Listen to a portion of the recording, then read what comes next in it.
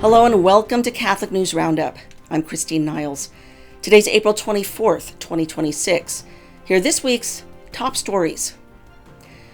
Pope Leo is rejecting blessings for same-sex couples. After German Cardinal Reinhard Marx approved such blessings in his archdiocese, the Pope was asked on the plane from Africa for his thoughts. The Holy See has already spoken to the German bishops. The Holy See has made it clear that we do not agree with the formalized blessing of couples, in this case homosexual couples, as you ask, or couples in irregular situations, beyond what was specifically, if you will, allowed for by Pope Francis in saying all people receive blessings. When a priest gives a blessing at the end of Mass, when the Pope gives a blessing at the end of a large celebration like such we had today, there are blessings of all people.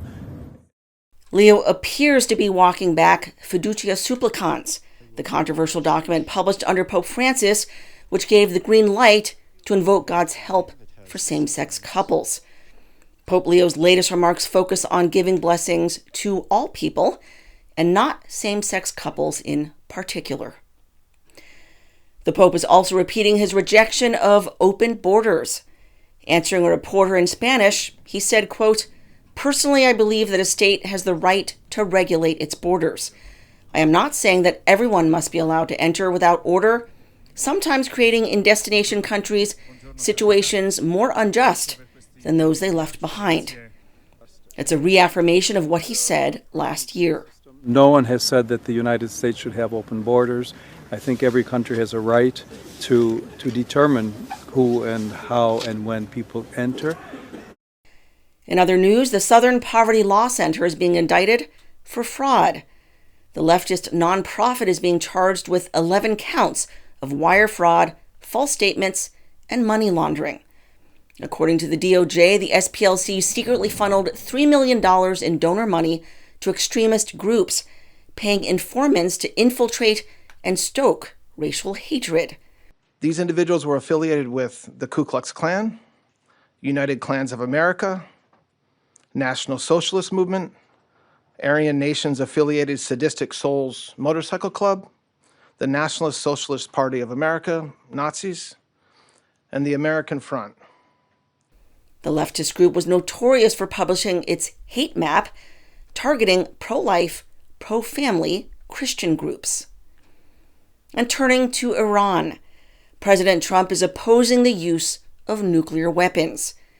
In comments to Press Thursday, he made his opposition clear. Sir, would you use a nuclear weapon against Iran? You posted on Truth Social a few weeks ago. We don't need That's it. not Why do what I need it?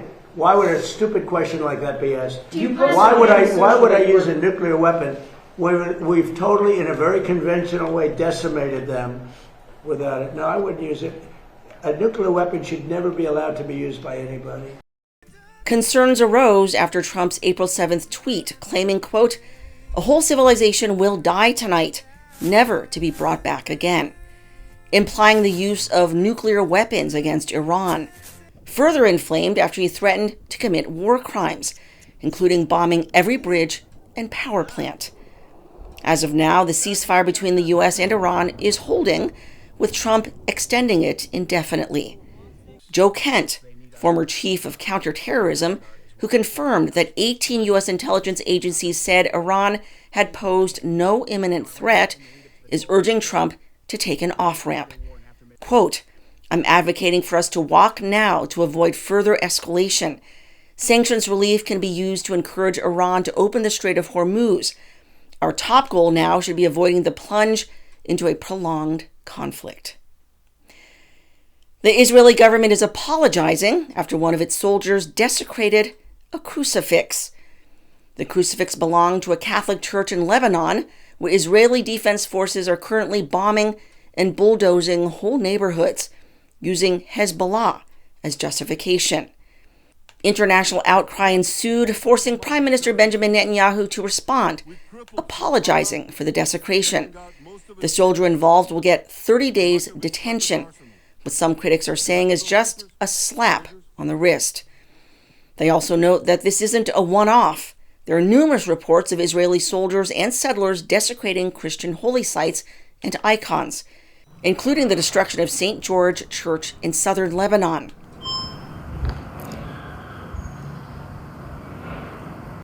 Desecration of an icon of Mary in the West Bank. They hate the Virgin Mary and Jesus Christ. They have broken the statue of Virgin Mary that we had with Jesus when they came into, and we didn't have time to take it out. Destruction of a St. George shrine in Lebanon.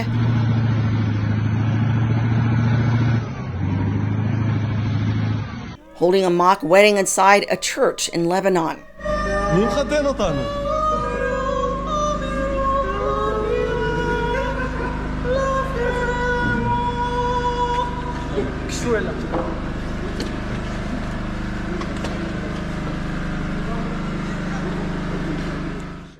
Says Jewish academic Shael Ben Ephraim, quote, "There have been 111 hate crimes recorded against Christians in 2024, including 46 physical assaults.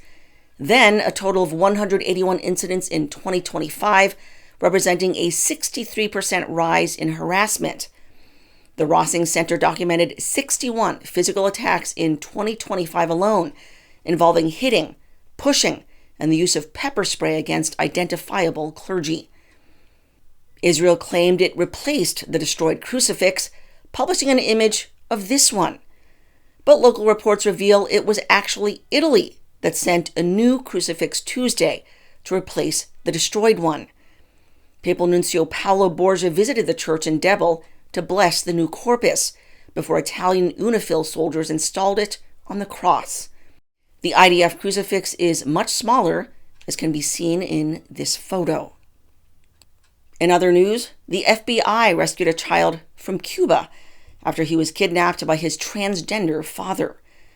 On Tuesday, the FBI announced it had returned a 10-year-old boy to his mother in Utah after his dad had abducted him to Cuba to undergo sex change surgery.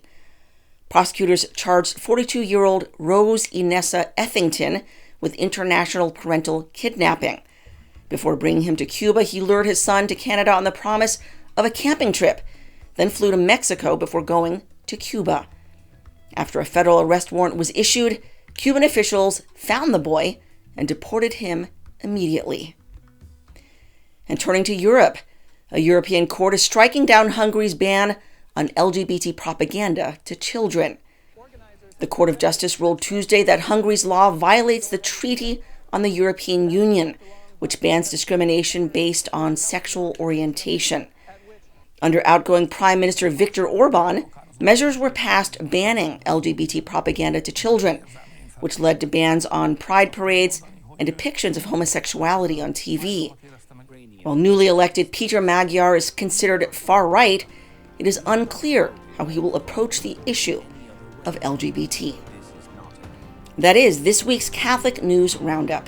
Please go to stellamars.media to sign up to your email list for all the latest news and updates. Thank you so much for watching. May God bless your week. I'm Christine Niles.